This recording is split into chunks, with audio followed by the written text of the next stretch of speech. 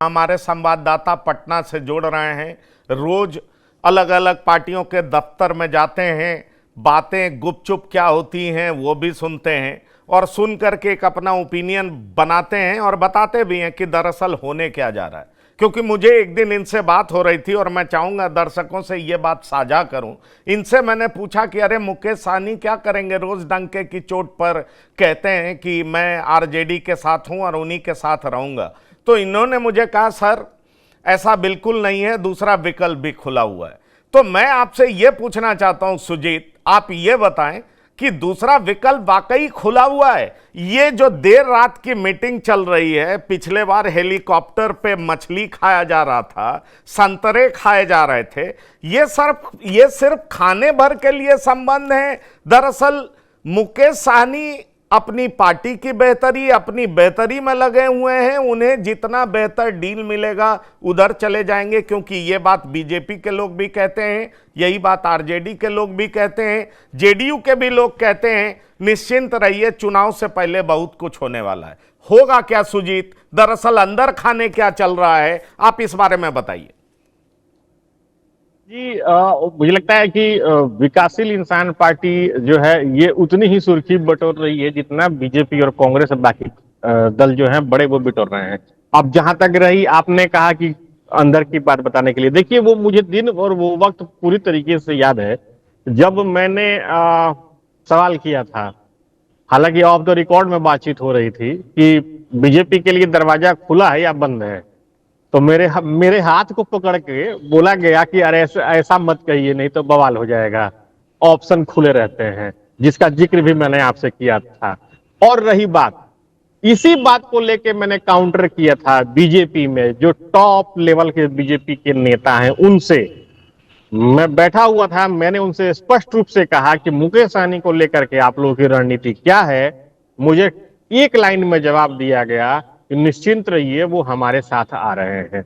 देखिए ये मैंने जो दो बातें कही, मैं इसमें वाया मीडिया में नहीं कह रहा हूं, ये बात मुझसे हुई है, ये बात मुझसे हुई थी। तो ये बात स्पष्ट है पंकज जी की मुकेश सहनी बार्गेनिंग की मुद्रा में है। मैं आपको लेटेस्ट अपडेट देता हूं, मैं अभी अभी की मैं बात बता रहा हूं, मुश्किल से 1 घंटा पहले की बात मैं बता रहा हूं। अभी मेरी विकासशील इंसान पार्टी के एक टॉप लीडर से बातचीत हो रही थी और उन्होंने यही सवाल मैंने उनसे कहा कि सीटों का घालमेल क्या चल रहा है, क्या सीट के घालमेल के चक्कर में आप दूसरा दबाव अपना रहे हैं? तो उनका ये कहना था कि देखिए सीटों का घालमेल जो है वो हमारी राष्ट्रीय कार्यकारिणी की जो मीटिंग हुई थी वाल्मीकि नगर में उसके अकॉर्डिंग चल रही है, लेकिन राजनीति में संभावनाएं बनी रहती हैं। हालांकि हमारी पहली प्राथमिकता बीजेपी को हराने की है। अब दोनों बातें एक साथ हो रही हैं। आप एक बात कहिए ना, अगर आपको बीजेपी को हराना है तो आप खुल के बोलिए कि आप महागठबंधन में आप बीजेपी को हराएंगे, लेकिन आप ये भी कह रहे हैं कि बीजेपी को हराना है, फिर आप उसके साथ एक सवाल और जवाब और सटा देते हैं कि संभावनाएं बनी रहती हैं। क्या है ये संभावनाएं?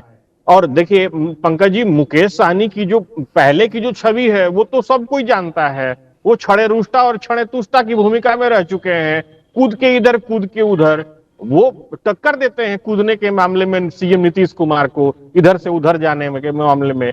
तो मुकेश सहनी को लेकर के कल को कोई अगर अपडेट आता है पंकज जी, तो ये बहुत बड़ा आश्चर्य नहीं होगा। उनकी गाड़ी उसी रास्ते पे जा रही है। आप सुजीत बहुत बड़ी बात कर गए और बहुत अंदर की बात कर गए, और सबसे बड़ी बात यह है कि वो कहते हैं ना कि फर्स्ट हैंड इंफॉर्मेशन दे रहे हैं। आप किसी की कही और सुनी सुनाई बातें नहीं कर रहे हैं। और इसीलिए मैंने कहा कि मेरे संवाददाता जो पटना की सड़कों पर घूमते हैं, वो हर दफ्तरों में जाते हैं और अंदर खाने जो बात चल रही है उसका उद्भेदन करते हैं। तो मैं आपसे ये पूछना चाहता हूं, आपकी भी तो बात आरजेडी के नेताओं से होती होगी, आरजेडी क्या इन्हें 30 सीटें दे देगी? क्योंकि मैं बात करता हूं कई बड़े नेताओं से दिल्ली में, पटना में, वो तो कहते हैं अरे साहब 30 सीट छोड़िए, 10-12 बहुत हो गया, 15 तक तो कहते हैं कि बहुत लालू जी इंटरफेयर करेंगे तब 15 देंगे, और वो भी लालू जी कहेंगे तब।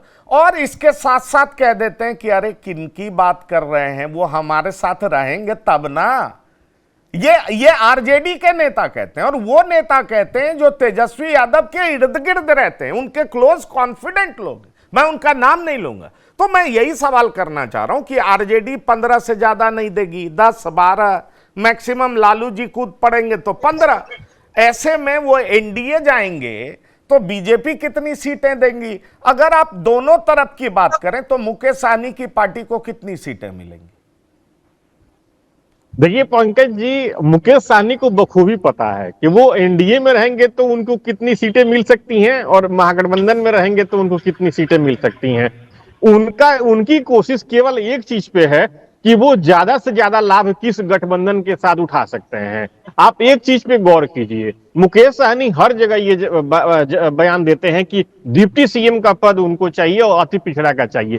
क्या आरजेडी या फिर महागठबंधन की तरफ से कभी किसी दल ने मुकेश सहनी की इस बात पे अपनी स्वीकृति दी है आधिकारिक रूप से? नहीं दी है।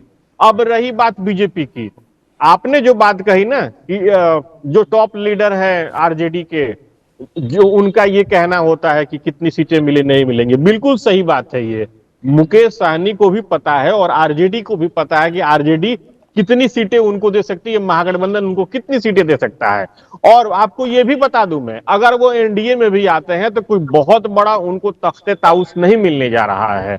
उनको एक लॉन्ग सम जो है अंडर 10 या हद से हद 10, इससे ज्यादा उनको नहीं मिलने जा रहा है। महागठबंधन की नजर जो है वो माफ करेंगे, एनडीए की नजर मुकेश सहनी कहते हैं कि एनडीए की नजर हमारे तकरीबन 22% वोटरों पर है, लेकिन हम उसी के अनुपात में सीटें लेंगे।